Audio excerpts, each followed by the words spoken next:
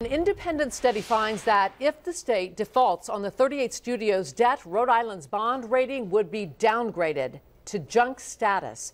NBC 10 political reporter Bill Rapley is digging deeper into exactly what that means. Governor Chafee's been saying from the beginning he was opposed to investing in 38 studios, but feels the state needs to pay the bill. This 51-page report released yesterday gives strong support to the administration's contention that the state needs to pay back the bonds. In fact, it suggests that the bond ratings for the state would be downgraded below investment grade, basically to junk bond status. And that could cost the state millions in added borrowing costs. But there are still those arguing for a default.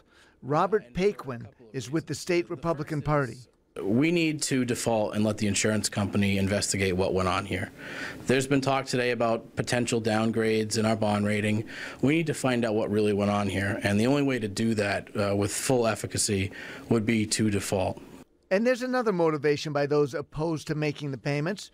The bonds for Curt Schilling's company were moral obligation bonds, not backed by any guaranteed revenue stream, not approved by taxpayers. Some believe those kinds of bonds should be ended altogether, and non-payment would send a message about them.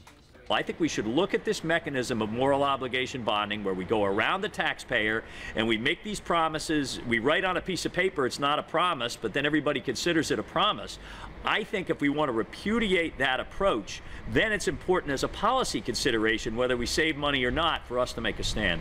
A lot of taxpayers are telling their representatives they do not want to pay the bondholders, so that's another consideration lawmakers will have as they decide whether to make another payment on the 38 studios deal. Bill Rapley, NBC 10 News.